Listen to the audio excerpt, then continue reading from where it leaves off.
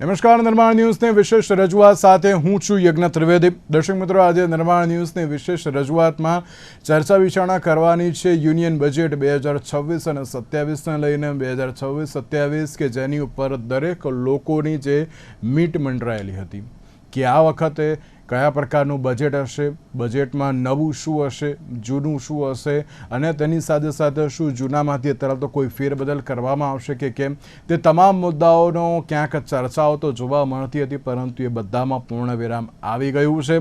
સાથે જ કેન્દ્રીય નાણામંત્રી નિર્મલા સીતારામને જે પ્રમાણે 9મી વખત આ જે બજેટ રજૂ કર્યું હતું અને તેમાં 85 મિનિટના જે ભાષણમાં અત્યારે તો ક્યાંક જે ટેક્સ ફાઇલમાં સરળતા, રેલવે પ્રોજેક્ટ્સ, આયુર્વેદિક એમ્સ જેવી નવી વાતો તો કરવામાં આવી, પરંતુ જ્યારે 7 સૌથી મહત્ત્વની અને મોટી જાહેરાતોની જો વાત કરવામાં આવે તો એમાં પણ આવકવેરા જે સ્લેબમાં કોઈ પણ પ્રકારનો ફેરફાર નહીં તેવું જોવા મળી રહ્યું છે। રિવાઇઝડ રિટર્ન ફાઇલ કરવા માટે 3 મહિનાનો વધુ સમય હવે આપવો પણ પડશે તેવી પણ બાબત સામે આવી છે।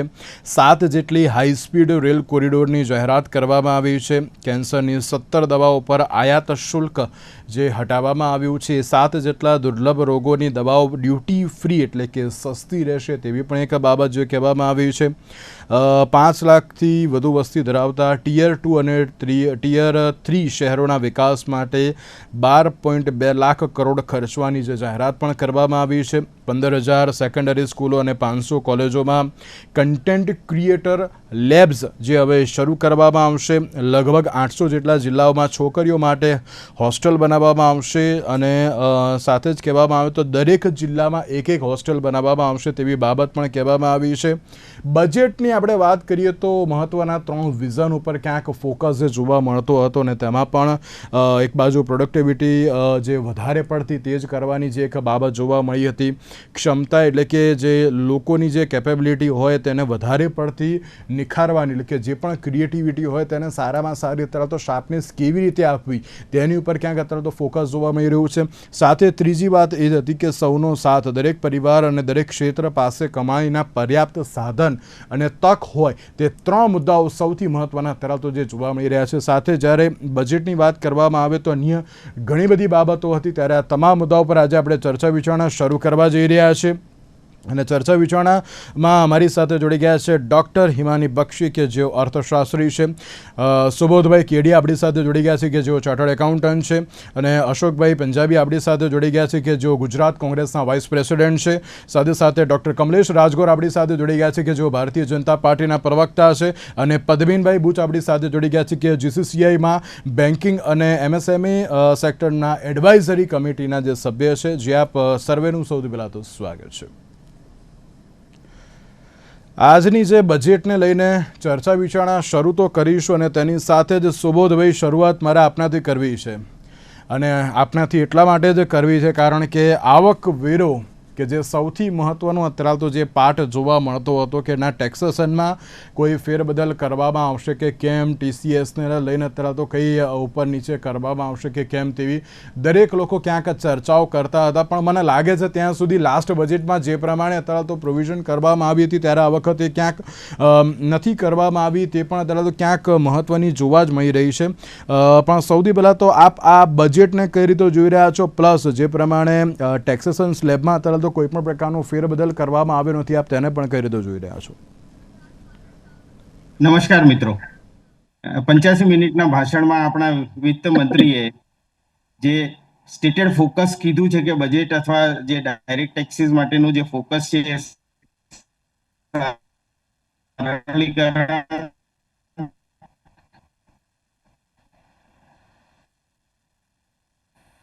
ઇઝ ઓફ કમ્પ્લાયન્સીસ અને role out of income tax છે ગયા વર્ષે 2025માં પાસ તો કરાવી દીધો છે। જાહેરાત કરી છે કે તેનું અમલીકરણ 1/4/2026 થી થશે, એટલે હવે ફાઇનાલિટી આવી ગઈ છે કે હવે 2025 નવો કાયદો લાગુ પડશે। નવો આવ્યો નથી, જે રીતે આપણે જણાવ્યું કે પર્સનલ ઇન્કમ ટેક્સમાં કોઈ બી પ્રકારના સુધારા નથી, ખાસ કરીને સ્લેબ રેટને લઈને।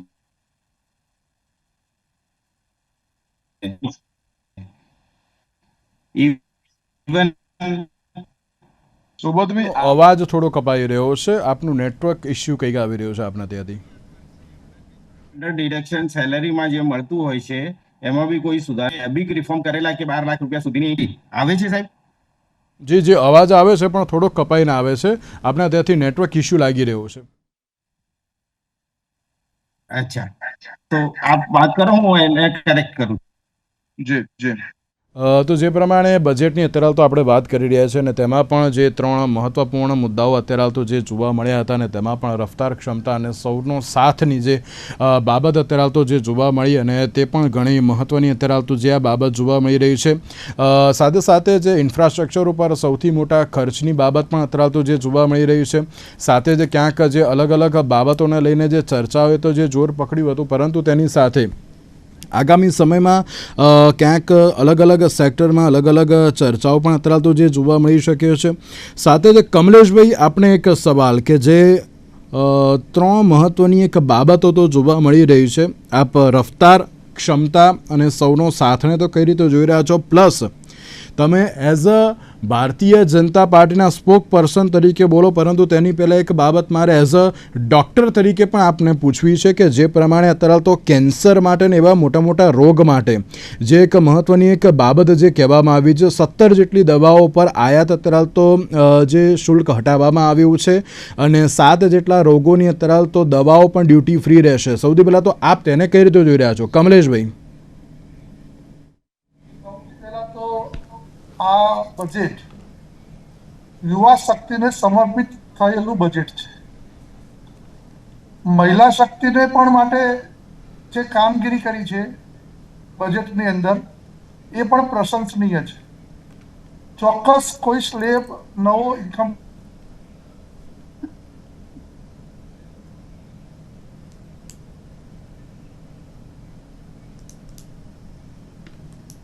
જી કમલેશભાઈ.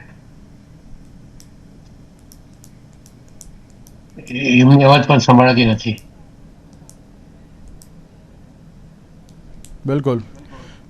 તો હેલ્થની દ્રષ્ટિએ કેન્સર અને સુગર ની જે બહુ મોટી આર્થિક સમસ્યા લોકોને હતી કે એની દવાઓ ખૂબ જ મોંઘી પડતી હતી, એટલે ડોક્ટર ક્ષેત્રે, મેડિકલ ક્ષેત્રે આ સુગર અને કેન્સરની દવાઓ સસ્તી થશે એવું આ બજેટ ઉપરથી લાગી રહ્યું છે અને સસ્તી કરી છે.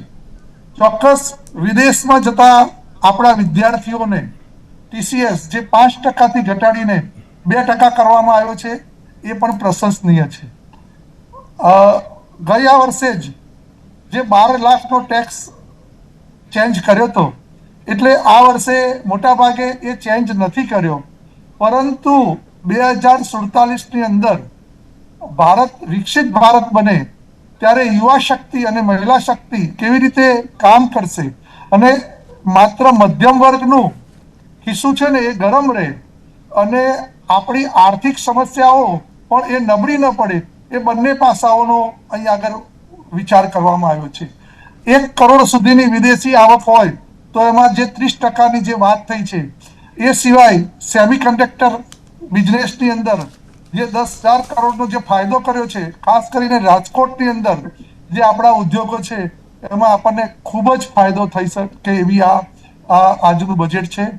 બજેટની અંદર બીજા કનેક્ટિવિટીની હું ખાસ વાત કરું તો રેલવે કોરિડોર જે બનાવવાની વાત થઈ છે, તો એ રેલવે કોરિડોરની અંદર 7 નવા રેલવે કોરિડોર બનાવવાના છે. એમાં કનેક્ટિવિટી વધશે અને કનેક્ટિવિટી વધવાથી ચોક્કસ બીજા ઉદ્યોગોને ફાયદો થશે, મુસાફરીમાં તો ફાયદો થશે જ, પણ જે બીજા ઉદ્યોગો જે કનેક્ટિવિટીના કારણે સમયના કારણે બરબાદ થતો હોય છે સમય અને આપણે ઉદ્યોગ નથી કરી શકતા, એ બધા જ લોકોને આમાં ફાયદો થશે. MSMSની અંદર આપણે ત્રિઆયામી દ્રષ્ટિકોણનો વિચાર કરીએ તો પૈસાની દ્રષ્ટિએ, લોન લેવાની દ્રષ્ટિએ અને એની જે સહાયતા મેળવવાની, એ તમામ દ્રષ્ટિકોણનો આ MSMEની અંદર ઉદ્યોગોની અંદર આ બજેટની અંદર વિચાર કરવામાં આવ્યો છે. આમ સંતુલિત સર્વાંગી વિકાસ થાય આવનારા વર્ષોની અંદર, એ રીતે આ મધ્યમ વર્ગને પોસાય એવું બજેટ છે. ચોક્કસ મોટા ફેરફારોની જે અપેક્ષા રાખતા હતા એ લોકોને ગયા વર્ષની અંદર મોટો ફેરફાર આપી દીધેલો છે, એટલે હવે 2047 ની અંદર આપણે આર્થિક રીતે આગળ વધીએ અને એ પણ આપણે જે અત્યારે ત્રીજા સ્થાને પહોંચ્યા છીએ એનાથી પણ આગળ વધીએ એવા લક્ષ્યાંક સાથે આ બજેટ આપણે રજૂ ઓકે કરવામાં અશોકભાઈ આપ કઈ રીતે આ બજેટને જોઈ રહ્યા છો? સૌથી પહેલા તો સન્માનનીય નાણાં પ્રધાન નિર્મલા સીતારમણજીએ 9મી વાર આ બજેટ પેશ કર્યો છે, એ બદલ હું એમને અભિનંદન પાઠવું છું. સતત 9મી વાર પણ બજેટ પ્રસ્તુત કરવું પણ એક બહુ મોટી સિદ્ધિ છે. બીજી વસ્તુ આ છે કે જે બજેટને અમે માનીને ચાલતા હતા કે ગતિ આપશે દેશના અર્થતંત્રને, ગતિશીલ બજેટ મળશે, પણ લાગે છે કે બજેટની અંદર આપણે અંદર જઈએ ઊંડાણમાં તો એમ ખબર પડશે કે રોજગારનો જ્યાં સુધી સવાલ છે અને મોંઘવારીનો જ્યાં સુધી સવાલ છે તો મોંઘવારી અને રોજગારને અટકાવવા માટેના કોઈ ગંભીર પ્રયાસો આમાં દેખાતા નથી. એટલે આ જે બજેટ છે એ ગતિહીન બજેટ છે, ગતિશીલ બજેટ નથી. આ બજેટ જો ના આવ્યો હોત તો પણ મધ્યમ વર્ગ, નિમ્ન મધ્યમ વર્ગ અને આમ પ્રજાની જિંદગીમાં કોઈ ફરક પડવાનો નહોતો. સોના ચાંદીનો સવાલ છે તો સોના ચાંદી તો દૂરની વસ્તુ થઈ, પણ સવાલ અત્યારે છે આમ વ્યક્તિનો. આજે પણ આપણા દેશમાં 40% વધુ લોકો જે છે ગરીબી રેખાથી નીચે જીવે છે. આજે 80 કરોડ લોકોને અનાજ આપવાનું હોય તો તમે સમજી શકો છો કે વાસ્તવિક પરિસ્થિતિ આપણા દેશની શું છે. તો બજેટ જે છે એથી કોઈ ગતિ મળશે અને વિશેષ કરીને મેન્યુફેક્ચર સેક્ટરમાં જે નિર્માણ કાર્ય થાય છે, મેન્યુફેક્ચર થાય છે, એ બાબતમાં પણ આ બજેટમાં ગંભીરતા દેખાતી નથી. એટલે ચીલાજાનું બજેટ છે ને મને તો એવું લાગે છે કે આ બજેટ નાણાપ્રધાનના ત્યાં નહીં પણ વડાપ્રધાન ઓફિસમાં, પીએમઓ ઓફિસમાં બનાવવામાં આવ્યું છે. એમાં વડાપ્રધાનશ્રીના વિચારોની થોડી છાંટ નજર આવી છે. જેમ સોલર બાબતમાં સોલર સસ્તું થશે એવી વાત જાહેરાત કરવામાં આવી છે. આ બધી બાબતોને ધ્યાનમાં રાખીએ તો આ બજેટ માટે કોઈ પણ જાતનો પરિશ્રમ નાણાપ્રધાનશ્રીએ કર્યું હોય કે એમના કાર્યને કર્યું એવું મને લાગતું નથી. આ બજેટ ગતિહીન બજેટ છે. આ બજેટથી આમ પ્રજાને કોઈ લાભ થવાનો નથી. જી સુબોધભાઈ, અવાજ આવી રહ્યો છે મારો આપને? આપ અનમ્યુટ કરજો.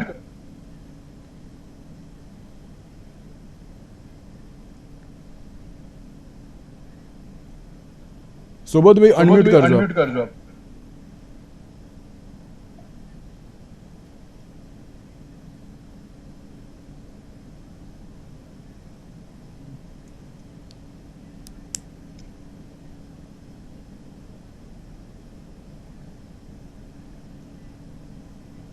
જી સુબોધભાઈ. હાજી જી, આપનો વિડીયો ચાલુ કરી દો સાહેબ.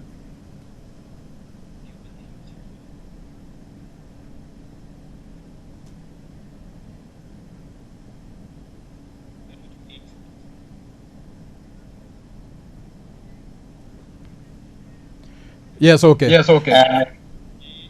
મેં વાત ચાલુ કરી હતી કે આજે આમાં જે સ્ટેટેડ ઓબ્જેક્ટિવ નાણામંત્રીએ જે જણાવેલા છે કે એ લોકોનું એમનું ફોકસ ખાસ કરીને ડાયરેક્ટ ટેક્સ પ્રપોઝલને લઈને સરળીકરણ, ઇઝ ઓફ કમ્પ્લાયન્સીસ અને રોલ આઉટ ઓફ ઇન્કમ ટેક્સનો જે નવો કાયદો 2025નો એમણે ગયા વર્ષે જે પાસ કરેલો એને આ ફેરી 1/4/2026થી અમલીકરણ કરવાનું છે એવી જાહેરાત એમણે કરી છે.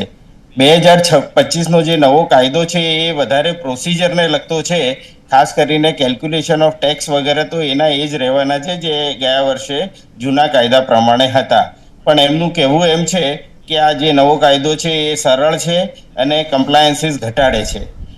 હવે જે રીતે આપે જણાવ્યું અને બીજા પેનલિસ્ટે બી જણાવ્યું કે પર્સનલ ઇન્કમ ટેક્સમાં કોઈ સુધારો કરવામાં આવ્યો નથી. એ જ રીતે સ્ટાન્ડર્ડ ડિડક્શન સેલેરી માટે બી કોઈ બી પ્રકારનો નવો સુધારો કરવામાં આવ્યો નથી. એમણે આખી જે હવે જે પદ્ધતિ લાગુ કરવા માંગે છે એમાં જે જૂની રેજીમ છે એનો હવે એ લોકો સમાપ્ત કરી દેવાની તરફ પગલાં લઈ રહ્યા છે. એટલે હવે નવી રેજીમ જ હવે કોલ ઓફ ધ ડે રહેશે. પ્રોસિજરલ સેક્શન્સમાં આપણે જે બીજા સુધારા કર્યા છે આપે જેમ જણાવ્યું એમ TCSમાં ફોરેન ટૂરમાં જે ટેક્સ કલેક્ટેડ એટ સોર્સ એટલે જે ટૂર ઓપરેટર 5% એક્સ્ટ્રા કલેક્ટ કરતા હતા એને ઘટાડીને હવે 2% કરવામાં આવ્યા છે. એ જ રીતે એજ્યુકેશન માટે આપણે રેમિટન્સીસ LRSમાં જે કરતા હતા એમાં 5% TCS થતો હતો, એટલે કે 5% એ લોકો આપણી જોડે વધારે લેતા હતા અને આપણને ઇન્કમ ટેક્સમાં એઝ એ પેમેન્ટ ઓફ ટેક્સના રૂપમાં એ ડિડક્શન મળતું હતું. એ હવે 5%થી ઘટાડી અને 2% સુધીનું કર્યું છે. એટલે આ આવકારદાયક છે અને એને કારણે એક વખત લિક્વિડિટીમાં અને એક વખત જનતાને એ બાબતમાં રાહત મળશે. ઇન્કમ ટેક્સની અંદર જે જુલાઈમાં, ઓગસ્ટમાં અથવા કોર્પોરેટ જે સપ્ટેમ્બર, ઓક્ટોબરમાં રિટર્ન ભરતા હતા એને રિવાઇઝ કરવાની લિમિટ 31 ડિસેમ્બર સુધી જ હતી, જે ખરેખર બહુ જ ઓછી હતી. હવે નાણામંત્રીએ એને થોડી ઇઝ આઉટ કરી છે. હવે 31 માર્ચ એટલે રિટર્ન ભર્યા પછી નેક્સ્ટ 31 માર્ચ સુધી એ આપણે એને રિવાઇઝ કરી શકીશું. સ્મોલ ટેક્સ પેયર જે છે કે જેમને ખરેખર ટેક્સ ભરવાનો આવતો નથી પણ ટેક્સ ડિડક્ટેડ એટ સોર્સ થાય છે, એ ટેક્સ ડિડક્ટેડ એટ સોર્સ માટે એક અરજી કરવાની હોય છે. અત્યાર સુધી એ એસેસિંગ ઓફિસર પાસે કરવાની હોતી હતી અને એસેસિંગ ઓફિસર એને પછી એનું એપ્લિકેશનને મંજૂર કરતા હતા. એને હવે ટેકનોલોજી બેઝ કરી દેવાની છે. એ બી આવકારદાયક પગલું છે અને એનાથી ટેક્સ પેયર્સને રાહત મળશે. હવે બિઝનેસ જે છે, નોન બિઝનેસ એસેસીસ છે, જે લોકો પર્સનલ ઇન્કમ ટેક્સના રિટર્ન ભરે છે, એમાં જેમને બિઝનેસની આવક છે, બિઝનેસની આવક અત્યાર સુધી એ રિટર્ન ભરવાની જે સમય મર્યાદા હતી 31 જુલાઈ હતી, એ હવે 31 ઓગસ્ટ સુધી કરવામાં આવી છે. એટલે કે બિઝનેસ ટેક્સ પેયર્સ, ખાસ કરીને ઇન્ડિવિજ્યુઅલ્સ, હવે 31 જુલાઈ સુધી ઇન્કમ ટેક્સ રિટર્ન ભરી શકશે. બાયબેક ઓફ શેર્સ છે, એ ગયા વર્ષે નાણામંત્રીએ એમાં ટિંકર કર્યું હતું અને બાયબેક ઓફ ટેક્સનો જે કાયદો છે એ બહુ જ કોમ્પ્લિકેટેડ કરી દેવામાં આવ્યો હતો. હવે એમણે જાહેરાત કરી છે કે નાણામંત્રીએ કે નવા વર્ષથી એ હવે ઇન્કમ ટેક્સમાં કેપિટલ ગેઇન ટેક્સ તરીકે જ બાયબેક્સને ટેક્સ ગણાશે. પ્રમોટર માટે એમણે જુદી વ્યવસ્થા આપી છે. એ આપણે અત્યારે થોડું કોમ્પ્લિકેટેડ છે, એની ચર્ચા આપણે અહીંયા આગળ કરતા નથી. પણ ટેક્સ પેયર જે જનરલ ટેક્સ પેયર છે, ઇન્ડિવિજ્યુઅલ ટેક્સ પેયર છે, કે જે લોકો ઇન્વેસ્ટર્સ છે, નાના ઇન્વેસ્ટર્સ, એમના માટે એ સરળીકરણ થઈ ગયું છે. અને જે રીતે બીજા પરચેઝ અને સેલ્સ ઓફ સિક્યોરિટીઝમાં જે રીતે કેપિટલ ગેઇન લાગે છે શેર્સ ઉપર, એ જ રીતે એના પર બી કેપિટલ ગેઇન લાગશે. બિલકુલ. જે બહુ જ ખરાબ જે ચેન્જીસ કર્યો છે એ સિક્યુરિટી ટ્રાન્ઝેક્શન ટેક્સમાં કર્યો છે. જે લોકો ખાસ કરીને ફ્યુચર અને ઓપ્શન્સમાં માર્કેટમાં ટ્રેડિંગ કરે છે એમના માટે ખરેખર ખરાબ, અને માર્કેટે બી એને ખરાબ રીતે લીધું છે. માર્કેટ એકદમ ધડામથી પડ્યું હતું. જી સાહેબ. બિલકુલ. અને સાથે સુબોધભાઈ, આપણે એક પ્રશ્ન પૂછું પણ તેની પહેલાં મારે એક સવાલ જે હિમાનીબેનને પૂછવો છે. હિમાનીબેન, આપણે તો અત્યાર સુધી પેલું કહેવાય ને કે જીડીપીની ને બધાને લઈને તો બહુ બધી વાત કરી, તો શું લાગે છે આ જે બજેટ છે તેને લઈને હજુ પણ જીડીપીમાં જે વધારો ઘટાડો થશે? કારણ કે જે પ્રમાણે કેન્દ્ર સ્થાને અત્યારે તો યુવાઓ અને મહિલાઓને આ વખતે પણ પ્રાધાન્ય આપવામાં આવ્યું છે. અને જ્યારે જીડીપી અત્યાર સુધી પ્લસમાં તો જોવા મળતો હતો, પરંતુ જે આ વખતે જે બજેટ જે રજૂ કરવામાં આવ્યું છે તેને આપ પણ કઈ રીતે જોઈ રહ્યા છો કે હજુ પણ જીડીપી સ્થિર રહેશે કે પછી થોડોક વધશે કે ઘટશે? થેન્ક યુ યજ્ઞભાઈ. અમે લોકો ગઈકાલ સુધી જે એક્સપેક્ટેશન્સ હતા બજેટ પાસેથી, અને કદાચ એવા જ આજે રજૂ થયા છે.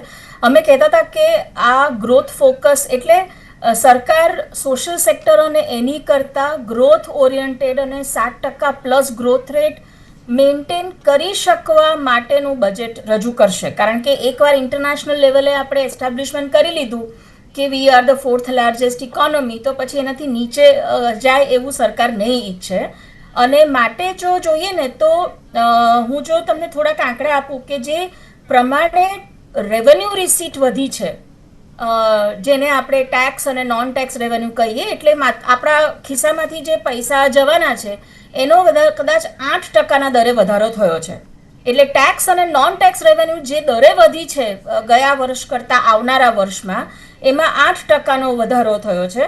અને એક્સપેન્ડિચરમાં સામે માત્ર 7.7%નો વધારો બતાવે છે. પણ જે એક્સપેન્ડિચર વધ્યું છે ને એમાં જો એક કેરફુલી નોંધવામાં આવે તો મોટો ચંક જે છે ને એ સ્ટેટ ગવર્મેન્ટને કેપિટલ એક્સપેન્ડિચર કરવા માટેની સહાયનો છે. એટલે ઘણો બધો પોર્શન કેન્દ્ર સરકાર રાજ્ય સરકારને આપશે કે જેનો ખર્ચો ફિઝિકલ ઇન્ફ્રાસ્ટ્રક્ચર પર રાજ્ય સરકાર કરી શકે. આ પહેલી વસ્તુ. બીજી વસ્તુ, જે થોડું ઘણું ટેક્સ રેશનલાઇઝેશન અને કસ્ટમ ડ્યુટીમાં ઘટાડો, ખાસ કરીને કેપિટલ મશીનરી ગુડ્સના કસ્ટમ ડ્યુટીમાં વધારો જો થોડું કરું તો મને એવું લાગે છે કે આવનારા વર્ષમાં લોકો પાસે હાથમાં ખર્ચ કરવાની શક્તિ રહે અને ઇમ્પોર્ટ એક્સપોર્ટ કે ટ્રેડને જો ધારો કે બીજો ટ્રમ્પનો કોઈ શોખ લાગે તો એ ડોમેસ્ટિક ઇકોનોમી મજબૂત રહે એવો પ્રયત્ન છે. કારણ કે ભારતમાં એવું છે કે આપણે જે ઉત્પાદન કરીએ છીએ ને એનું લગભગ 60% ઉત્પાદન આપણે આપણા દેશમાં જ ખપી જાય છે. એટલે જો લોકોના હાથમાં પૈસા હશે તો લોકો એ ખર્ચ કરી શકશે. જે કન્સર્ન્સ થોડી ઘણી દેખાય છે એ કે કોઈ સિગ્નિફિકન્ટ વધારો સોશિયલ સેક્ટર સ્કીમ્સમાં નથી થયો. એટલે જો હેલ્થની પણ વાત કરું તો હા ઘણી બધી અનાઉન્સમેન્ટ કરી છે એ સ્કિલ એન્હાન્સમેન્ટની કરી છે, એ પણ સારી વાત છે કે ભાઈ આપણે હેલ્થ અને ટુરિઝમ અને એજ્યુકેશન સેક્ટરમાં વધારો જોઈતો હોય તો આપણે મેન પાવર જોઈએ, એની ના નહીં, પણ જે વેલફેર અથવા તો લોકો હેલ્થ અને એજ્યુકેશન પાસે પોતાના ખિસ્સામાંથી ઓછો ખર્ચ કરવો પડે એને માટેનું જો થોડું ઘણું પ્રાવધાન હોવું જોઈતું હતું એ મને ઓછું લાગે છે. અને મને ત્યાં એક થોડીક કન્સર્ન્સ છે કે આવનારા સમયમાં આ એક મોટી મુશ્કેલી પડી શકે. ઘણો બધો ભાર જે કેપિટલ એક્સપેન્ડિચર પર મૂક્યો છે એની એક ચેલેન્જ, એક છેલ્લો મુદ્દો કહી દઉં, એની એક ચેલેન્જ એવી રહે કે ધાર્યા જેટલું ઇન્વેસ્ટમેન્ટ આવનારા વર્ષમાં થાય નહીં, એટલે અત્યારે થોડું ઘણું ઓવર એસ્ટિમેશન્સ ગણાય. બિલકુલ સાચી વાત. અને એ જ પ્રમાણે હજુ પણ એવું લાગી રહ્યું છે કે હજુ થોડો ઘણો જો તમે જે સોશિયલ એક્સપેન્ડિચરની વાત કરી તેની ઉપર જો વધારે ખર્ચ કરવામાં આવ્યો તો ક્યાંક સારી એવી બાબત જોવા મળે. યસ, એક સૌથી મહત્વની બાબત પદ્મિનભાઈ ગઈકાલે જ ચર્ચા કરી, લિક્વિડિટી, એક્સપોર્ટને પ્રોત્સાહન, startup, woman entrepreneurship and business free environment, અને તેમાં પણ એમએસએમઈ માટે જે 10,000 કરોડથી વધુનું જે બજેટ જાહેર કરવામાં આવ્યું છે. મેગા ટેક્સટાઇલ પાર્ક બનાવવામાં આવશે, લઘુ મધ્યમ ઉદ્યોગને પ્રોત્સાહન ની બાબત પણ જોવા મળી છે. પ્લસ મહિલાઓ માટે ઉદ્યોગ સાહસિકતા વધારવા માટે પણ જે સહાય આપવામાં આવી છે. કઈ રીતે જોઈ રહ્યા છો બજેટમાં એમએસએમઈને 10,000 કરોડથી વધારેની જે સહાય જોવા મળી રહી છે તેને? હા, વાત સાચી છે. આપણે ગઈકાલે જ વાત કરી હતી, એમાં આપણે કીધું હતું કે લિક્વિડિટીની નાણાકીય પ્રભાવિતાની જરૂર છે અને એને માટે એ લોકોએ જે TREDA સ્કીમ છે, પ્લેટફોર્મ છે, એને ટેક્સ રિસીવેબલ ડિડક્શન સિસ્ટમ કહે છે, એમાં સુધારો અને સરળીકરણ બધાએ વાત કરે છે. એ બહુ મેજર સ્ટેપ છે જો ખરેખર કરી શકે તો. એને કારણે નાણાકીય પ્રભાવિતા ચોક્કસ વધવાની છે. 10,000 કરોડનું એમએસએમઈ ગ્રોથ ફંડ છે, એટલે ડેડિકેટેડ ફંડ બનાવ્યું છે. એવું નથી કે 10,000 કરોડ જે છે આમાં મૂકે, એ સેપરેટ ફંડ બનાવ્યું છે. એટલે એ અગત્યનું છે કે એ સેપરેટ ફંડનું બાયફર્કેશન કેવું કરે છે અને એનું મેનેજમેન્ટ કેવું કરે છે. 10,000 કરોડ કે બહુ મોટો આંકડો નથી પણ બહુ નાનો આંકડો બી નથી, કારણ કે આપણે ત્યાં એમએસએમઈ સેક્ટર બહુ મોટું છે. એટલે 10,000 કરોડ એટલો મોટો આંકડો નથી પણ નાનો બી નથી આંકડો. એટલે વી બિલીવ કે 10,000 કરોડનું એ લોકો સેગ્રીગેશન ગઈ વખત કરતા આ વખતે વધારો કર્યો છે ને પદ્મિનભાઈ? 7,000 કરોડ તો 10,000 કરોડ કર્યું છે હવે. બિલકુલ. પણ એ સ્વાભાવિક છે, એટલે વધારે કરે જ છે. એટલે એમએસએમઈ સેક્ટર આજ તારીખ અમે લોકો બધા સવારે મીટિંગમાં બેઠા હતા બધા ગુજરાત ચેમ્બર છે, as a whole we believe કે something good will happen to MSME. બીજું અગત્યનું એ છે કે જે એમએસએમઈ ગઈકાલે આપણે વાત કરી પ્રમાણે એમએસએમઈ પોતાના ઉપર જ ખાલી આગળ વધી ના શકે, એને સપોર્ટ ઇન્ફ્રાસ્ટ્રક્ચર જોઈએ, પોલિસી જોઈએ, રિસર્ચ એન્ડ ડેવલપમેન્ટની કેપેબિલિટી જોઈએ. એમાં થોડું ઘણું છે, આંશિક કર્યું છે, પૂરું કર્યું છે. For example, which is the missing point is કે આપણે જેને રિસર્ચ એન્ડ ડેવલપમેન્ટને ઉત્તેજન આપવાની વાત છે ને એ આમાં મિસ છે. કોઈ જગ્યાએ રિસર્ચ એન્ડ ડેવલપમેન્ટને એ લોકોએ સ્પેસિફિક ડેડિકેટેડ ફંડ જાહેર કર્યું નથી. જ્યાં સુધી ઇનોવેશન નહીં કરીએ, જ્યાં સુધી રિસર્ચ એન્ડ ડેવલપમેન્ટ નહીં કરીએ, ત્યાં સુધી એમએસએમઈ અમુક લેવલથી આગળ વધી નહીં શકે. એક છે. પણ મેન્યુફેક્ચરિંગ સેક્ટરને આપણે જે વાત કરી તે પ્રમાણે મેન્યુફેક્ચર સેક્ટર ડેફિનેટલી ઉત્તેજન આપવામાં આવી રહ્યું છે. એના માટે સેપરેટ સ્કીમ બનાવી રહી છે, જે જરૂરી છે, કારણ કે મેન્યુફેક્ચરિંગ સેક્ટર જ રોજગારી આપે છે આપણને, અને એમાં એમએસએમઈ સેક્ટર મુખ્ય છે. બીજી એક અગત્યની વસ્તુ એ છે કે કોઈક આપણે કીધું કે રેલ કોરિડોર બનાવે છે. એક ગુજરાત માટે જે એક બે વસ્તુ અગત્યની છે જે એમએસએમઈને જનરલ બી ફાયદો કરે છે એ છે કે વેસ્ટ બેંગાલ અને ગુજરાત વચ્ચે એક ડેડિકેટેડ કોરિડોર, ફ્રેટ કોરિડોર બનાવી રહ્યો આવે છે. અત્યાર સુધી આપણે જાણીએ છીએ કે there is a કોરિડોર છે DMIC, Delhi Mumbai industrial corridor, જે ડેડિકેટેડ ફ્લાઇટ ટ્રેક રેટ છે. દિલ્હી છે કે પોલિટિકલ કેપિટલ છે, મુંબઈ એ કોમર્શિયલ કેપિટલ છે, એની વચ્ચે લગભગ 70-80% તો થઈ ગઈ છે લાઈન. એવી રીતે વેસ્ટ બેંગાલ અને ગુજરાતનું કનેક્શન ફ્રેટ કોરિડોરથી બનાવી રહ્યા છે. એ ધ ફર્સ્ટ ટાઈમ આપણે we are going connected with eastern part of the country. આવા જે સપોર્ટિંગ છે એ બહુ અગત્યના છે. અને ઇન્ડસ્ટ્રી વાઇઝ જોઈએ તો બાયોફાર્માને 10,000 કરોડનું ફંડ આપવામાં આવ્યું છે. બાયોફાર્મા એ બહુ જ ઇમર્જિંગ ફિલ્ડ છે. એ આખા કન્ટ્રીમાં તમે જ્યાં જુઓ ને તો લોકો ફાર્માને બદલે બાયોફાર્મા પર ડેડિકેટેડ કરે છે, કારણ કે એ જ ફ્યુચર છે, એ ભવિષ્ય છે ફાર્માનું અને હેલ્થ સેક્ટરનું. એટલે બાયોફાર્માને 10,000 કરોડ આપ્યું છે. બીજું આયુર્વેદમાં મેજર ફોકસ આપવામાં આવ્યું છે કે આયુર્વેદનું કાંઈ એટલું નહીં, એને રિસર્ચ ઇન્સ્ટિટ્યૂટ જામનગરનો મોટો બેઝ બનાવવાનું છે. એકચ્યુઅલી 3 વર્ષ પહેલા જ્યારે WHO ના ચીફ આવ્યા હતા ત્યારે એનાઉન્સમેન્ટ થયું હતું ગાંધીનગરમાં, પણ પછી આગળ વધ્યું નહોતું. હવે એ આયુર્વેદે જામનગર મોટું ફંડ બેઝ બનાવવા માંગે છે. આયુર્વેદ એક એવું ફિલ્ડ છે કે જે મોટાભાગનું MSME માં જ છે, એક વસ્તુ. બીજી વસ્તુ કે ભારત દેશમાં એની બાયોડાયવર્સિટી બહુ મોટી છે, પણ ત્રીજી અનફોર્ચ્યુનેટલી એનો ઉપયોગ બરાબર થતો નથી. એટલે જે જરૂરી એ છે કે આયુર્વેદમાં એ લોકો એમ્સ જાહેર કરી છે કે 3 એમ્સ જેવી આયુર્વેદિક એમ્સ નાખશે લોકો, બરાબર છે. પણ એમાં બી કોઈ જગ્યાએ રિસર્ચ એન્ડ ડેવલપમેન્ટની વાત નથી, એક્સપોર્ટ કેપેબિલિટી વધારે વાત નથી. આજે બ્રાઝિલ અને ચાઇના જેવા દેશો આયુર્વેદિક પ્રોડક્ટ બહુ મોટો પાયે એક્સપોર્ટ કરે છે, જ્યારે ભારત દેશ ઇન્ડિયા આપણે આયુર્વેદનું ફાઇનલ પ્રોડક્ટનું એક્સપોર્ટ નથી કરતું, રો મટીરિયલ એક્સપોર્ટ કરે છે. ઓકે, એટલે એમાં એક વસ્તુ કાં તો હશે, આજે બોલ્યા નહીં હોય, એ લોકો મનમાં તો હશે જ. એટલે બાયોફાર્મા, આયુર્વેદ, સેમિકન્ડક્ટરમાં 40,000 કરોડ રૂપિયા આપવા છે, 40,000 કરોડ રૂપીસ. એ જરૂર બી છે કારણ કે ઇન્ડસ્ટ્રી જેવી છે, પણ એમાં પણ ગુજરાતને ફાયદો છે, એમાં પણ MSME ફાયદો છે, બરાબર. અને ચોથી ફાઇનલ વસ્તુ કે એ લોકોએ કેમિકલનું ઇમ્પોર્ટ ઘટે એ જાતના પ્રયત્નો કરવામાં આવશે એવું કીધું છે, જે બહુ જરૂરી છે. ગુજરાત એ કેમિકલ સ્ટેટ છે, MSME છે મોટાભાગના, પણ હજી આજની તારીખે આપણે ચાઇના પર ડિપેન્ડન્ટ છીએ કેમિકલ પ્રોડક્ટ માટે, કારણ કે એમની પ્રોડક્ટ સસ્તી છે અને એમની પ્રોડક્ટ ખરાબ નથી હોતી બાય ધ વે ચાઇનાની. એટલે જ્યારે આપણે એને પુશ આપીશું કે આપણે પ્રોડક્ટ બનાવીએ કેમિકલ, તો એવી ફાયદો છે. આ બધા પરિબળો MSME ને ફાયદો કરે છે. મિસિંગ લિંક મેં કીધું એ છે કે એમાં કોઈ જગ્યાએ ઇનોવેશન અને R&D ને ફોકસ કર્યું નથી, અથવા તો કર્યું છે તો આમાં આપણને જાણવા મળતું નથી. બિલકુલ સાચી વાત છે. ત્યારે બજેટમાં જે પ્રમાણે અગત્યની જે બહુ જાહેરાતો તો જોવા મળી, પણ તેની સાથે જે રીતે બજેટને અનુલક્ષીને જે નાણામંત્રી નિર્મલા સીતારામન દ્વારા પણ કહેવામાં આવ્યું હતું કે અત્યારના સમયમાં જે આ બજેટ છે, મોદી સરકાર 3.0ના વિકાસને આગળ વધારવાની બાબત જોવા મળી રહી છે. બજેટ ઉપર ચર્ચા વિચારણા યથાવત રાખીશું. સમય થયો છે એક વિરામનો.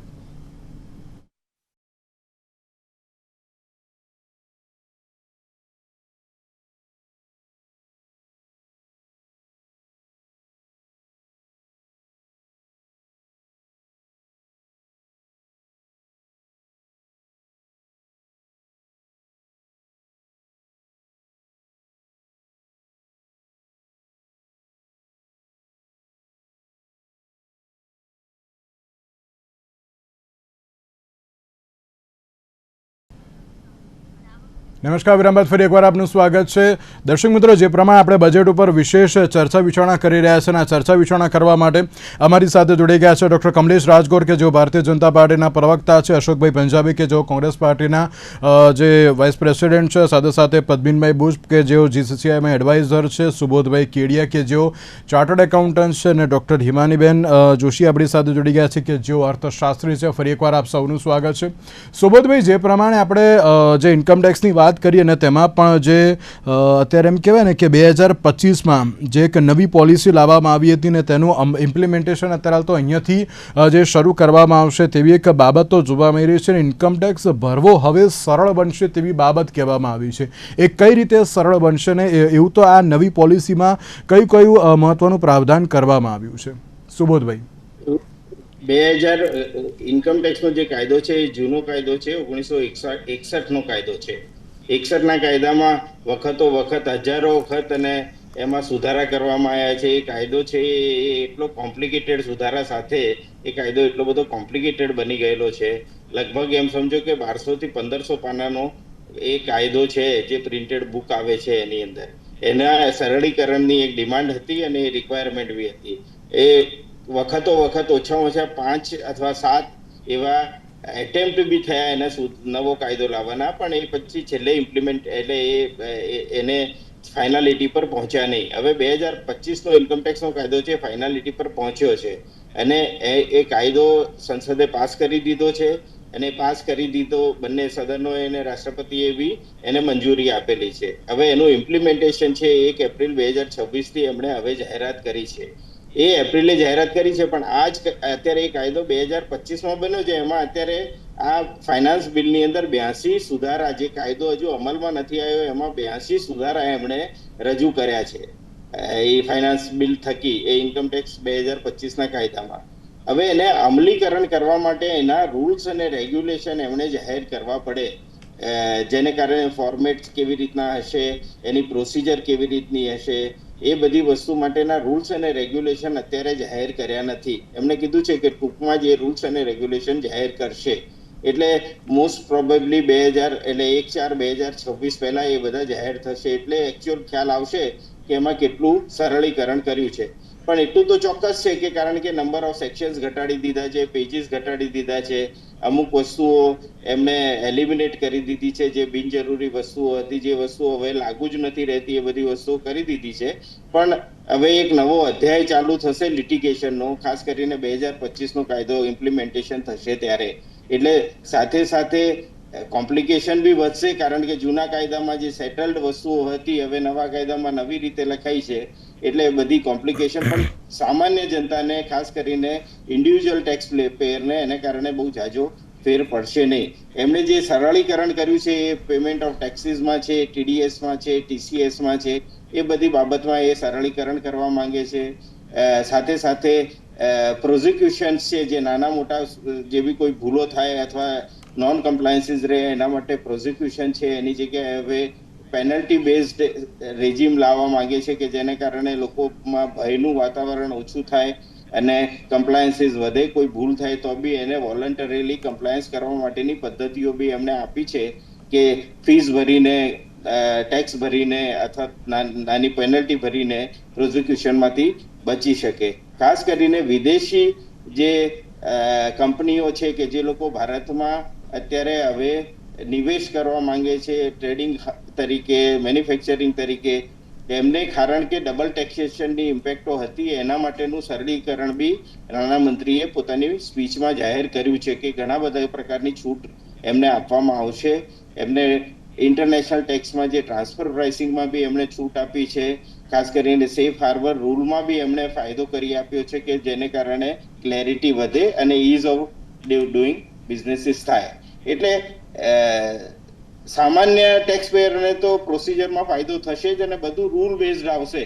ફોર્મેટ ભરીને આપણે કામ કરી શકીએ અને એસેસિંગ ઓફિસરની કનડગતમાંથી બચી શકીએ. એ લોકોની મુનસુફી પર ટેક્સ પેયર્સને ના નિર્ભર થવું પડે એવા પ્રકારની રેજીમ આવે એવું લાગી રહ્યું છે. બિલકુલ બિલકુલ. અને સાથે જ કમલેશભાઈ એક બાબત એ પણ આપણે પૂછવા માંગીશ કે જે અશોકભાઈએ કહ્યું કે આ ફાઇનાન્સ મિનિસ્ટર દ્વારા ફાઇનાન્સ ઓફિસમાં બેસીને પરંતુ પીએમઓ ઓફિસથી અત્યારે તો બજેટ જોવા મળ્યું હોય તેવી એક બાબત કહેવામાં આવી છે. આપ તેને કઈ રીતે જોઈ રહ્યા છો? તો જે પણ બજેટ અત્યાર સુધી રજૂ કર્યું એ તો ભારતીય જનતા પાર્ટીની સરકારના માધ્યમથી થયેલું છે. આદરણીય નરેન્દ્રભાઈનો દ્રષ્ટિકોણ છે જ 2047માં વિકાસના પંથે લઈ જવું, અને જ્યારે આપણે પ્રગતિના પંથે જવું હોય ત્યારે દરેક પાસાઓનો વિચાર કરવો પડે ને એ પાસાઓને ધ્યાનમાં રાખીને બજેટ રજૂ કરવું પડે. ચોક્કસ જે વિચાર આદરણીય નરેન્દ્રભાઈ મોદી સાહેબનો હોય એ જ વિચાર બજેટ રજૂ કરનાર લોકોનો પણ હોય. તો એ વિચારધારા આ છે ને આ છે એ વિષય સાથે હું સંમત નથી થતો. પણ કમલેશભાઈ, જે પ્રમાણે અશોકભાઈએ કહ્યું કે આમાં મોંઘવારી અને રોજગારીને લઈને તરત તો કોઈ બાબત જોવા મળી નથી. નહીં, સામાન્ય રીતે મધ્યમ વર્ગના લોકોને કેટલો ફાયદો થશે એ દ્રષ્ટિકોણના આધારે આપણે જોવું જોઈએ આખું બજેટ. અને મને એવું લાગી રહ્યું છે કે ગુજરાતમાં જ્યારે આપણે હોઈએ ત્યારે ગુજરાતને આ બજેટથી કેટલો ફાયદો થશે. જેમ સેમી કન્ડક્ટરની વાત કરી તો રાજકોટના ઉદ્યોગોને ફાયદો થશે, એ રીતે લોથલ જેવી વિરાસતનો વિકાસ થશે ઇન્ડસ્ટ્રીનો, તો એ વિરાસતનો જે લોથલનો વિકાસ થશે તો ગુજરાતને એમાં કેટલો ફાયદો થશે. આ સિવાય જામનગરને મેળવવામાં આવશે તો સૌરાષ્ટ્રની અંદર જામનગર ક્ષેત્રની અંદર આયુર્વેદ ક્ષેત્ર જે પણ વિકાસ અને પ્રગતિ થશે તો એમાં ગુજરાતનો કેટલો ફાયદો થશે. અને ગુજરાતથી જે બંગાળની અંદર જે સૌથી પહેલી વાર જે કોરિડોર બનાવ્યો છે કનેક્ટિવિટીનો, તો એ કનેક્ટિવિટી ગુજરાત એ વિચાર કરવો જોઈએ. માત્ર ને માત્ર વિચાર એવો ન કરવો જોઈએ કે ક્યાં બન્યું, શું બન્યું. દેશના વિકાસની અંદર આ કેટલા ફાયદાકારક છે અને ક્યાંક ક્યાંક ક્ષતિઓ છે, તો એ ક્ષતિઓ શેના કારણે રહી ગઈ છે એનો વિચાર કરવો જોઈએ. તો બજેટની અંદર અથવા તો આવનારા પરિપ્રેક્ષની અંદર એનો વિચાર કરી શકાય. માત્ર ક્યાં શું અને એ ટીકા કરવાને અત્યારે અવકાશ નથી અને એના પાછળ સમય પણ બગાડવો ન જોઈએ. માત્ર વિકાસ મધ્યમ વર્ગને કેટલો આગળ લઈ જશે એ જ જોવાનો રહેશે. ઓકે, અશોકભાઈ. ના, હું આમાં તો ખાલી એટલી જ વાત કરવા માંગુ છું યજ્ઞભાઈ કે માનનીય ડોક્ટર સાહેબ એમ કહે છે કે ગુજરાતને કેટલો ફાયદો, ગુજરાતનો. આ બજેટ ગુજરાત માટે નથી, આ ગુજરાત સમગ્ર ભારતના 140 કરોડ લોકો માટેનું બજેટ છે. સૌથી પહેલા આ સમજીને આપણે ચાલવું જોઈએ. નંબર 1. નંબર બીજી વસ્તુ એ છે કે દરેક બજેટનું જે લક્ષ્યાંક હોવું જોઈએ, જેને આપણે કહેવાય છે કે એક સિમ્પલી અને એક આદર્શ લક્ષ્યાંક હોવું જોઈએ કે દરેક બજેટ પછી લોકોની પર કેપિટા ઇન્કમ, માથાદીઠ આવકમાં વધારો થાય.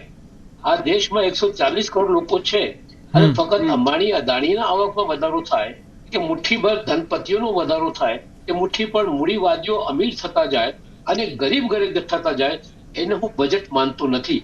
એ એક પ્રકારનો અત્યાચાર કહી શકાય છે. એટલે બજેટનો અર્થ એ હોવો જોઈએ કે પર કેપિટા ઇન્કમ, માથાદીઠ ઇન્કમમાં વધારો થવો જોઈએ. આપણે જાણીએ છીએ કે છેલ્લા કેટલાક વર્ષોથી આર્થિક અસમાનતા, એક ફાઇનાન્સ જે ડિસ્પેરિટી છે અત્યારે એટલી હદ સુધી વધી ગઈ છે કે તમે કલ્પના ન કરી શકો. આ દેશના 5 પરિવારો પાસે એટલા પૈસા ભેગા થઈ ગયા છે, 5 પરિવારોને 50% આ દેશની પ્રજા પાસે જેટલા પૈસા ટોટલ હોય એટલા ફક્ત 5% પરિવારો પાસે પૈસા ભેગા થઈ ગયા. તો આ જે અસમાનતા છે, એ અસમાનતા એટલી ડેન્જર છે, એટલી ખતરનાક છે કે જે ભયંકર રીતે અસ્થિરતા અને સ્ટેબિલિટી આ દેશમાં પોલિટિકલ, સોશિયલ અને ઇકોનોમિકલ અસ્થિરતા દૂર કરશે, અસ્થિરતા ઊભી કરશે. એટલે મારો એટલો જ કહેવું છે કે આ બજેટ ગતિશીલ નથી. આ બજેટ પીએમ હાઉસથી બનાવેલો છે. આમાં કોઈ પ્રકારનું પરિશ્રમ કરવામાં આવ્યું નથી. જે તેની અંદર પરિસ્થિતિ છે, આમાં સોસાયટી માટે એટલે સામાજિક ખર્ચો માટે કશું વ્યવસ્થા કરવામાં નથી આવી. અસમાનતા દૂર કરવા માટેના કોઈ પણ જાતના પગલા ભરવા. ઓકે, કમલેશભાઈ, અસમાનતા માટે દૂર કરવા માટે કઈ નથી, પર કેપિટા ઇન્કમ વધારવાની કોઈ બાબત નહીં. ખાલી 30 સેકન્ડમાં જવાબ આપજો. મારે બીજો એક સવાલ કરવો છે. ચોક્કસ દરેક ક્ષેત્રની અંદર કેપિટલ ઇન્કમ વધે અને સહાયતા મળે એનું ચોખ્ખું આ બજેટ એ ઉદાહરણ છે અને આવનારા દિવસોમાં એ પરિપ્રેક્ષની અંદર પૂર્ણ થશે. અસમાનતાની અંદર એ લોકો એક જ પરિવારની વાત કરતા હતા. આ એક પરિવાર, જે પરિવાર એ લોકો વિચારતા હતા, એ પરિવારને કદાચ ફાયદો નથી, એ ચોક્કસ મને લાગી રહ્યું છે. બાકી મધ્યમ વર્ગના પરિવારોને આ બજેટથી ફાયદો છે. કમલેશભાઈ, એક બાબત બીજી એક પૂછવા માંગવી છે કે આક્ષેપ એવો પણ જોવા મળ્યો છે કે જ્યારે જે રાજ્યમાં ઇલેક્શન હોય ત્યાં થોડીક વધારે પડતી જે સહાય આપવામાં આવતી હોય છે, તેને પણ આપ કઈ રીતે જુઓ છો? કારણ કે ગઈ વખતે આઈ થિંક તેલંગાણા અને બિહારમાં જે જોવા મળ્યું હતું, ત્યારે આ વખતે આંધ્ર અને કેરળમાં જોવા મળી રહ્યું છે. કમલેશભાઈ, બિહારમાં 1000 રૂપિયા આપી દીધા. બિહારમાં 1000 રૂપિયા બહેનોને આપી દીધા પહેલાથી, 1 મહિના પહેલા, ચૂંટણી પહેલા. કમલેશભાઈ, પૈસાની ચૂંટણી જીતાય છે. જી અશોકભાઈ. ભારતીય જનતા પાર્ટીની ત્યાં સરકાર જ નથી સાહેબ. અને ભારતીય જનતા પાર્ટી એમાં છે, આ એનડીએની સરકાર છે. કમલેશભાઈ, અશોકભાઈ એક જ મિનિટ અશોકભાઈ એક જ મિનિટ. પણ ગઈ વખતે ત્યાં ઇલેક્શન હતું એટલે ત્યાં પ્રાવધાન કરવામાં આવ્યું. આ વખતે આંધ્રમાં ને બધામ છે એટલા માટે ક્યાંક વધારે આપવામાં એવો આક્ષેપ પણ જોવા મળી રહ્યો છે. કમલેશભાઈ, આક્ષેપ થાય છે, પણ આક્ષેપ એ ભારતની જનતાના ફાયદા માટે જ્યાં પણ જે કરવું પડતું હોય એ ભારતીય જનતા પાર્ટી કરતી હોય છે. પરંતુ આ પાર્ટીનું બજેટ છે જ નહીં, આ સરકારનું બજેટ છે અને સરકાર જે બજેટ આપી રહી છે એ સામાન્ય જનતાને પ્રગતિના પંથે લઈ જાય. સંકટમાંથી જે આપણે બહાર કાઢ્યો છે અત્યારે 3જા સ્થાને, 4થા સ્થાને પહોંચ્યા છે અને પ્રથમ સ્થાને પહોંચે, વિકસિત દેશોની અંદર પહોંચે, પ્રથમ હરોળમાં આવે એ માટેના એકદમ પ્રગાઢ પ્રયત્ન આદરણીય નરેન્દ્ર મોદી સાહેબ દ્વારા કરવામાં આવે. ઓકે કમલેશભાઈ, આપને રોકવા માંગુ છું. હિમાનીબેન, એક સવાલ આપને એ પણ છે કે જ્યારે આ બજેટની વાત કરી છે, અન્ય કયા સેક્ટરને અત્યારે મહત્વ આપવામાં આવ્યું છે અને પ્લસ દરેક લોકો એક જ સવાલ કરી રહ્યા છે કે મિડલ ક્લાસનું શું? સૌથી પહેલું તો જે વાત કરું કે એક શિફ્ટ આ બજેટમાં જોવાય છે કે કે આપણે આ વખતે મેક ઇન ઇન્ડિયાની વાત નથી કરતા, પણ strengthening the capacity of production. એટલે આ સમયમાં જે બુચ સાહેબે કીધું કે MSME ને થોડું જે મળ્યો છે, તો એમાં MSME ને પ્રોડક્શનમાં વધારવાનું, ઇમ્પોર્ટ સબસ્ટિટ્યુશન કરવાનું અને ડોમેસ્ટિકલી આપણે પ્રોડક્શન આપણું જ મૂડીરોકાણ કરીને કરી શકીએ એની મહત્વ છે. એટલે રિયલાઇઝ થઈ ગયું કે મેક ઇન ઇન્ડિયામાંથી એટલું મેન્યુફેક્ચરિંગ સેક્ટરમાં ઇન્વેસ્ટમેન્ટ આવ્યું નહોતું. આ એક શિફ્ટ દેખાય, એટલે એને કારણે પ્રોડક્શન સાયકલ દેશમાં વધે એનો એક પ્રયત્ન કરવામાં આવ્યો છે. બીજું જે છે કે બેન્કિંગ સેક્ટર માટે એક કમિટી નીમવામાં આવશે અને એની ઉપર એ લોકો અસેસમેન્ટ કરશે. એને આપણે કોઈ ડિસ્કશન્સમાં હજુ સુધી એ લીધું નથી. રૂપિયાના અવમૂલ્યનને લઈને જે થોડા સમયથી જોવાતી હતી પરિસ્થિતિ, તો મને એવું હતું કે ફાઇનાન્શિયલ સેક્ટરમાં જે રિફોર્મ કે જે પ્રોડક્ટ્સની વાત કરવામાં આવી છે, માર્કેટે બહુ સારું રિએક્ટ નથી કર્યું એ બાબતે, કારણ કે ટેક્સને લઈને. પણ ડોલર સામે કેટલું છે કે મને ડોલર સામે રૂપિયો ક્યાં પહોંચી ગયો? એટલે રૂપિયાના અવમૂલ્યનને લઈને મને એમ હતું કે ફાઇનાન્શિયલ સેક્ટર માટે કંઈક હશે કે જેના કારણે માર્કેટમાં આખું 2025 નેટ આઉટફ્લો રહ્યું FII નું, જે મેજર કારણ છે ડિવેલ્યુએશન માટે, ડેપ્રિસિએશન માટે. એટલે મને એક એ હતું. મને એવું લાગે છે કે જે ટેક્સ થોડું ઘણું કસ્ટમ ડ્યુટીમાં ઘટાડો લાવ્યા છે અને એપ્રિલમાં જ્યારે નવો ઇન્કમ ટેક્સ કાયદો આવશે તો એમાં કદાચ મધ્યમ વર્ગના હાથમાં, અને GST 2.0 નું આપણે લોંગ ટર્મ ઇમ્પેક્ટ જોઈએ, તો એ બધું એગ્રીગેટ કરીને એવું બની શકે કે લોકોના હાથમાં થોડું ઘણું નાણું રહે. એવું હું બીજું એક કારણ પણ એટલા માટે કહી શકું છું કે જે સાઇઝ ઓફ ધ બજેટ છે ને, એમણે જેટલા 53 લાખ કરોડ રૂપિયાની જે સાઇઝ સજેસ્ટ કરી છે, એ એટલી બધી સિગ્નિફિકન્ટલી વધારો નથી કર્યો. એનો અર્થ એમ થયો કે જે ગ્રોથ આપણે ઈચ્છીએ છીએ એ લોકોની ખરીદ શક્તિ માટે, એટલે કન્ઝમ્પશનમાંથી જ ઇન્હેરન્ટ ગ્રોથ આવે એવું પોસિબલ બને એવું ધારીને જ કદાચ અત્યારે સરકારે બહુ મોટો ખર્ચમાં જમ્પ કર્યો નથી. એટલે મને એવું લાગે છે કે આ ટોટલ ઇમ્પેક્ટ ભેગી કરીશું તો લોકોના હાથમાં ખરીદ શક્તિ આવશે. GST 2.0 નું હવે જોવાનું છે કે GST કાઉન્સિલ કેટલું ધ્યાનમાં રાખે છે, કારણ કે ઘણી બધી ઇન્ડસ્ટ્રીએ GST 2.0 ના નવા ટેક્સ સ્ટ્રક્ચર હોવા છતાં પણ પ્રાઇઝીસ નથી ઘટાડ્યા. એટલે એ હવે GST કાઉન્સિલ ઉપર આધાર રાખે છે કે એ અને યુનિયન બજેટ કેટલા સિંકમાં ચાલે છે.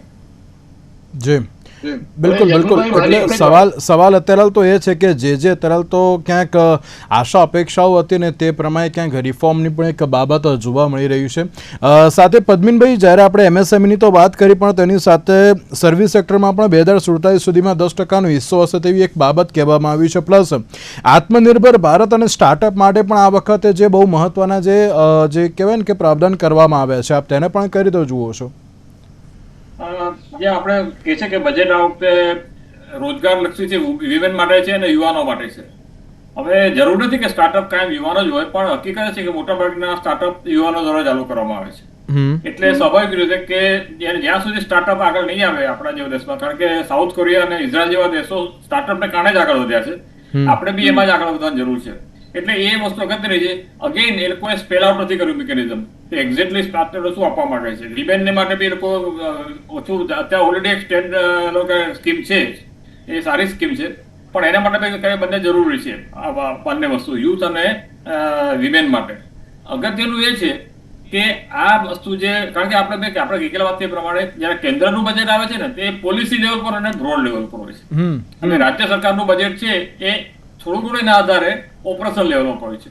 એટલે અગત્યનું એ છે કે બંને વચ્ચે લિંક કેવી રીતે કરે. રાજ્ય સરકારનું બજેટ ફેબ્રુઆરીના એન્ડમાં આવવાનું છે, ત્યારે બહુ જરૂરી છે કે રાજ્ય સરકાર, અને લેશે જેવું માનીએ છીએ, રાજ્ય સરકાર આજે પોલિસી છે એનો આપણને ફાયદો થાય એ પ્રમાણે એનું આગળ વધારશે, જે આપણને જરૂર પડે ત્યાં પ્રમાણે.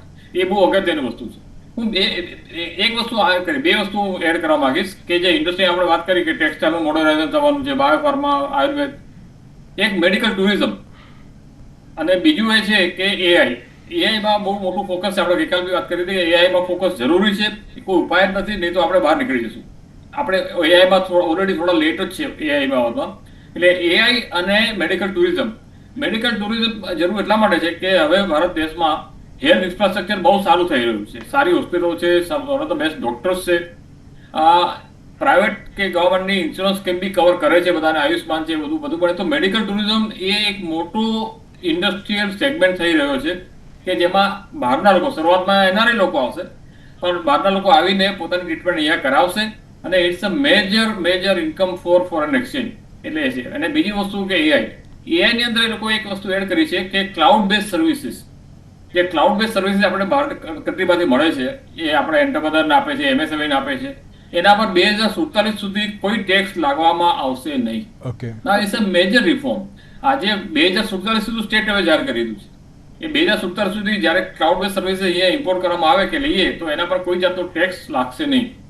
આ જાતના પરિબળો છે, આ જાતના એનાઉન્સમેન્ટ છે ને એ થોડા ધંકાઈ ગયા છે, પણ જો એનો ખરેખર ઉપયોગ થાય તો એક ઇન્ડસ્ટ્રીને કામ લાગે એવા છે, એના ઇન જનરલ બિઝનેસને બી કામ લાગે એવા છે. બિલકુલ. હિમાનીબેન, આગામી સમયમાં ભારતનો જે જીડીપીની વાત કરીએ કે પછી વિકાસ દરની વાત કરીએ, શું લાગે છે હજુ થોડો અપ જશે તેમ આ પ્રકારની સિચ્યુએશન ઉપરથી, કે પછી સ્ટેબલ જ રહેશે? જીડીપી ગ્રોથ છે ને એ તો હિસ્ટોરિકલી એવું કહેવાય કે ભારતનો પોટેન્શિયલ ગ્રોથ છે. હવે 7% ઉપર જવા માટે થોડુંક બૂસ્ટ કે સ્ટિમ્યુલસની જરૂર પડે. અત્યારના સમયમાં જે રીતે આપણી યુરોપિયન યુનિયન સાથે ટ્રેડ ડીલની વાતો ચાલે છે ને ટ્રમ્પની સામે જે ટકી રહ્યા છે, જો ઇન્ટરનેશનલ ઓઇલ પ્રાઇઝીસ કંટ્રોલમાં રહ્યા તો ડોમેસ્ટિકલી આપણે ઇન્ફ્લેશન કંટ્રોલમાં રહેશે. અને જો ઇન્ફ્લેશન કંટ્રોલમાં રહેશે તો વ્યાજના દર ઘટશે, એટલે investment, credit, housing loan, car loan બધું સસ્તું થશે. જીએસટી 2.0 જે ચાલી રહ્યું છે અને ભારતનો જે આખો એક યુવા વર્ગ જે ખર્ચ કરનાર વર્ગ છે એ ઊભો થઈ રહ્યો છે, આ બધાને ટોટલ જોતા જઈએ તો 7 થી 8% ગ્રોથની વચ્ચે ભારત બહુ કમ્ફર્ટેબલી રહી શકે. ભારત માટે હંમેશા એવું જોયું છે કે 8% ઉપર ગયું હોય ને એટલે ઇન્ફ્લેશન આવે અને ત્યારે પછી એ ફ્યુચરમાં એ ડાઉન જવાના શક્યતાઓ વધારે છે. પણ 7 થી 8% ગ્રોથ રેટ ભારત માટે બહુ જ કમ્ફર્ટેબલ છે. અને અત્યારના જે વિકટ સંજોગો, જે જીઓ પોલિટિકલ ક્રાઇસિસ ચાલી રહ્યા છે, એમાં 1-2 સ્ટ્રેટેજિક નિર્ણયો જે ભારતે લીધા છે, રશિયા પાસેથી ક્રૂડ ઓઇલ ઇમ્પોર્ટ કરવાનું, યુરોપિયન યુનિયન સાથે ટ્રેડ ડીલ કરવાનું અને ડોમેસ્ટિક કન્ઝમ્પશન ઉપર વધારે રિલાયન્સ રાખવાનું, જો રૂપિયાનું ડેપ્રિસિએશન મેનેજ કરી લઈ શકીએ આપણે તો મને લાગે છે 7.4-7.5% ગ્રોથ રેટ બહુ જ કમ્ફર્ટેબલ પોઝિશનમાં આપણે અચીવ કરી શકીશું. બિલકુલ. સુબોધભાઈ, આપની પણ પ્રતિક્રિયા જ્યારે ગ્રોથ રેટની વાત કરતા હોઈએ તેમાં પ્લસ એક વાત મારે એ પણ પૂછવી છે કે રઘુરામ રાજન દ્વારા એક સ્ટેટમેન્ટ આપવામાં આવ્યું હતું કે 1990 જેવા આર્થિક સુધારાની હજુ પણ જરૂર છે. તો એ કયા આર્થિક સુધારાની અત્યારે તો બાબત જોવા મળી રહી છે? કારણ કે ટકાઉ વિકાસની બાબત પણ અત્યારે તો જોવા મળી રહી છે. સુબોધભાઈ, કરીને આ પોસ્ટ આપણે પેન્ડેમિક સિનારીઓની અંદર વાત કરીએ કે જ્યારે ચાઇનાનું જે મંશા છે અથવા એમની જે મેન્ટાલિટી છે એ બહાર આવી ગઈ છે, એટલે ઇન્ડિયા તરફ આખું વર્લ્ડ જોઈ રહ્યું છે એઝ અ મેન્યુફેક્ચરિંગ અને ટ્રેડિંગ હબ તરીકે. એ મેન્યુફેક્ચરિંગ અને ટ્રેડિંગ હબને હવે રિયાલિટીમાં બનાવવા માટે ગવર્મેન્ટ તરફથી અભૂતપૂર્વ સુધારા કરવાની જરૂર છે. જે રીતે 1991માં એકદમ ઇન્ડિયાની ઇકોનોમીને ઓપન અપ કરેલી, એ રીતે એને અનુષાંગિક પગલાં લઈને આખા વર્લ્ડના બિઝનેસમેન અને એન્ટરપ્રિન્યોર ઇન્ડિયાની તરફ આવે અને અહીંયા આગળ રોકાણ કરે, અહીંયા આગળ મેન્યુફેક્ચર કરે, પોતાના સર્વિસ હબ બનાવે, એના માટેના સુધારાની જરૂર છે. એટલે જે 1990ના સુધારા જે રઘુરામ રાજન સાહેબે જે જણાવ્યા કે એવા પ્રકારના સુધારાની તો ચોક્કસ જરૂર છે. એમણે નાણામંત્રીએ થોડોક એના માટેનો પ્રયત્ન કર્યો છે. જેમ એમણે જણાવ્યું કે ડેટા હબ માટે 2047 સુધી એમને ટેક્સ હોલિડેઝ કર્યા કે જે ડેટા હબ ઇન્ડિયાને કેટર નહીં કરે પણ વર્લ્ડને કેટર કરશે તો એના પર ઇન્ડિયા કોઈ ઇન્કમ ટેક્સ લેશે નહીં. એ જ રીતે એમણે જે ખાસ કરીને ટ્રાન્સફર પ્રાઇસિંગ એટલે internal transfer of goods and services between foreign company ઇન્ડિયાની એમની સબસિડિયરી સાથે કરે, એના પર બી ડબલ ટેક્સેશનની ઇમ્પેક્ટ થતી હોય છે. એના માટેના રિફોર્મ્સ એમણે સૂચવ્યા છે અત્યારે, જે એક સારી બાબત છે. પણ એ અપૂરતા લાગે છે. એના માટે આખો અભિગમ બદલવો પડશે, સરકારે પોતાનો અભિગમ બદલવો પડશે. સાથે સાથે એની સાથે જે એક લાલ બત્તી રહેલી છે કે જો એ લોકો આવી જાય તો ઇન્ડિયન ઇન્ડસ્ટ્રી છે એ બધી ખતમ ના થઈ જાય અને ડોમેસ્ટિક મેન્યુફેક્ચરર અને MSME સેક્ટર જે છે એ એમનું પ્રોટેક્શન બી એટલું જ જરૂરી છે. એટલે એમના પ્રોટેક્શનને ધ્યાનમાં રાખીને પણ જે રીતનો અત્યારે પોટેન્શિયલ છે ઇન્ડિયાની અંદર, જે રીતે યુવા શક્તિ અવેલેબલ છે, એમણે ઘણા બધા પ્રકારના સુધારી, જે રીતે ગિફ્ટ સિટી છે એ આપણા પ્રધાનમંત્રીનું એક સ્વપ્ન છે. પણ ગિફ્ટ સિટી બરોબર છે, એઝ અ સિટી બરોબર છે, પણ એવા પ્રકારની સિટી તો જે રીતે ડેવલપ થાય પણ એ પ્રકારના ઝોન્સ હજુ ડેવલપ કરીને એ ઓલ ઓવર ઇન્ડિયા ઘણું મોટું કન્ટ્રી છે. ગુજરાત છે એક એનો નાનો પ્રદેશ છે, 28 રાજ્યો છે. એવા પ્રકારની સિટી દરેક રાજ્યમાં કરીને એ લોકો બૂસ્ટ આપી શકે એમ છે. એટલે ઇન્ડિયાનો ગ્રોથ જે મેડમે કીધું કે 7 to 8% નો છે, એ ગ્રોથ મલ્ટિપલ તરીકે વધે વિધાઉટ અફેક્ટિંગ ધ ઇન્ફ્લેશન. એવું જો શક્ય બને તો એ ફરીવાર આપણે જે સોને કી ચિડિયા એની તરફ ઇન્ડિયા જઈ શકે એવી અત્યારે પરિસ્થિતિ ઊભી થઈ છે. ખાસ કરીને ચાઇનાની જે પડતી સામે દેખાઈ રહી છે અથવા એના પરનું પ્રભુત્વ ઓછું થઈ રહ્યું છે અથવા લોકો એના પર ડિપેન્ડન્ટ નથી થવા માંગતા, એનો લાભ ઇન્ડિયાએ લેવા જેવો છે.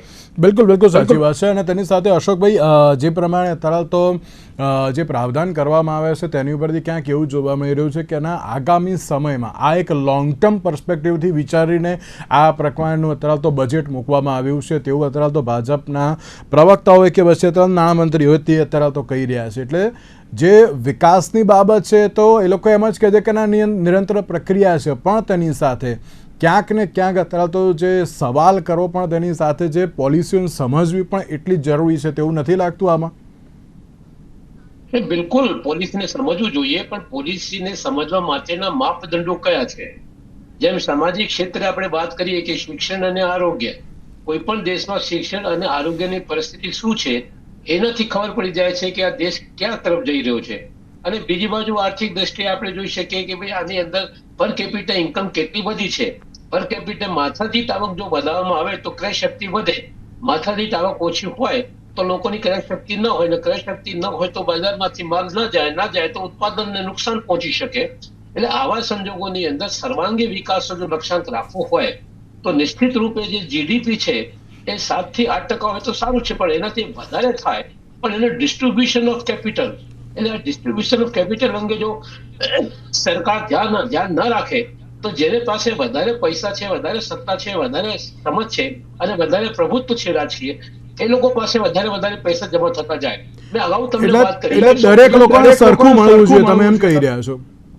કહું છું કે દરેક લોકોને ક્રય શક્તિ વધે એ માટેની વ્યવસ્થા સરકારે ગોઠવવી જોઈએ. રોજગાર વધારવા માટેનો મેન્યુફેક્ચર સેક્ટરથી લઈને, અને દાખલા તરીકે ગુજરાતમાં જે વાત થઈ કે કેટલા GIDC હજુ પણ એવા છે કે જ્યારે કોરોના આવેલું, કોરોના સમયમાં જે ફેક્ટરીઓ બંધ થઈ હતી એ ફેક્ટરી હજુ પણ ચાલુ થઈ નથી.